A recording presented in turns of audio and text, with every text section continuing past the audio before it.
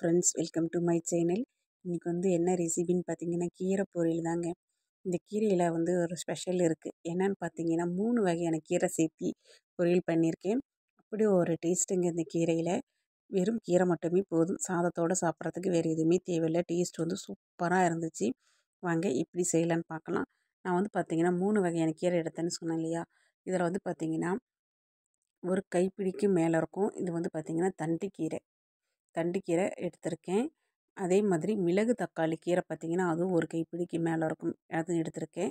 இது கூடவே பார்த்திங்கன்னா, முருங்கைக்கீரை ஒரு கைப்பிடி அளவு எடுத்து வச்சுருக்கேன். இதெல்லாம் சேர்த்தி தான் இப்போ பொரியல் செய்ய போகிறோம். எப்பவும் போல் எல்லா கீரையும் பொரியல் செய்கிற மாதிரி தான் செய்ய போகிறேன். இப்போ பார்த்திங்கன்னா, நல்லா வானல் ஹீட் ஆனதும் கடுகு சேர்த்தியாச்சு. இது கூடவே பார்த்திங்கன்னா, பெரிய வெங்காயம் ஒரு 2 வெங்காயம் கட் பண்ணி வச்சுருக்கேன். அதுவும் வரமிளகாவும் சேர்த்திக்கலாம் காரத்துக்கு ஏற்ப. சேர்த்திட்டு இந்த வெங்காயம்லாம் நல்லா வதங்கி வரணும். நல்லா வதங்கி வந்த பிறகு நம்ம எடுத்து க்ளீன் பண்ணி வச்சுருக்கிற கீரையை சேர்த்திடலாம். மேக்ஸிமம் பார்த்திங்கன்னா கிராமங்களில் இந்த மாதிரி மழை காலத்தில் பார்த்திங்கன்னு வச்சுக்கோங்களேன், சமைக்கிறதுக்கு ஆஃப்டர்நூன் பொரியலுக்கு ஏதாவது தேவை அப்படின்னா வீட்டை சுற்றி ஒரு ரவுண்டு வந்தால் போதும். அங்கே இருக்கிற கீரையெல்லாம் எடுத்து நம்ம சமைக்கிறதுக்கு சூப்பராக ரெடி ஆயிரும். அது மாதிரி தான் எங்கள் வீட்டுக்கிட்ட இருந்த கீரைகள்லாம் எடுத்து நான் இன்றைக்கி ஃப்ரெஷ்ஷாக பறித்து நான் சமைக்கிறேன். இது பார்த்திங்கன்னா அப்படி ஒரு டேஸ்ட் இருக்குங்க. டேஸ்ட்டு சூப்பராக இருந்துச்சு. எங்கள் வீட்டில் எல்லாருக்கும் ரொம்ப பிடிச்சிருந்துச்சி. இது மாதிரி நீங்களும் ட்ரை பண்ணி பாருங்கள்.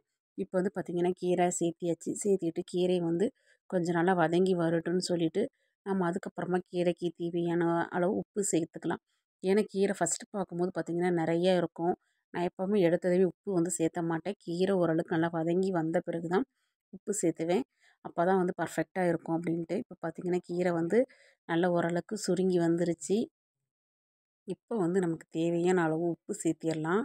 உப்பு சேர்த்திட்டு இது கூட பார்த்திங்கன்னா, ஏன்னா ஒரு வகையான கீரை போட்டிருந்தோம்னா கரெக்டாக இருக்கும். வெந்து வரும். இப்போ பார்த்திங்கன்னா சரியாக வெந்து வராது. அதனால் கொஞ்சமாக தண்ணி சேர்த்திக்கலாம். தண்ணி சேர்த்திட்டு நல்லா வெந்து வந்ததும் நம்ம தேவையான அளவு உப்பு சேர்த்திட்டு நம்ம வேக வச்சு எடுத்துக்கலாங்க. இந்த கீரை உண்மையாலுமே டேஸ்ட் வித்தியாசமாலாம் இருக்காது. சாப்பிட்றதுக்கு சூப்பரான டேஸ்ட்டாக இருக்கும். எங்கள் வீட்டில் பார்த்திங்கன்னா இந்த கீரை எனக்கு உனக்கு அப்படின்னு சண்டை போடுற அளவுக்கு ஆயிடுச்சு. அந்தளவுக்கு கீரையோட டேஸ்ட்டு சூப்பராக இருந்துச்சு. ஃபைனலாக தேங்காய் திருகி போட்டு நம்ம இறக்கிடலாம்.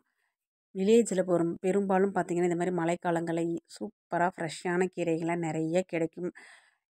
எந்த வகையான கீரையாக இருந்தாலும் சரி, ஒரு கைப்பிடி அளவு நம்ம கீரை ஃப்ரெஷ்ஷாக எடுத்து சமைச்சு சாப்பிடும்போது உடம்புக்கும் ஆரோக்கியம். நல்லா இயற்கையான இதெல்லாம் விளைஞ்சி வர கீரை பார்த்திங்கன்னா டேஸ்ட்டுமே சூப்பராக இருக்குங்க. இப்போ நல்லா சூப்பராக கீரையும் ரெடி ஆகிடுச்சு. வீடியோ பிடிச்சிருந்தால் மறக்காமல் சப்ஸ்கிரைப் பண்ணுங்கள். நீங்களும் இது மாதிரி ட்ரை பண்ணி பாருங்கள். Thank you friends.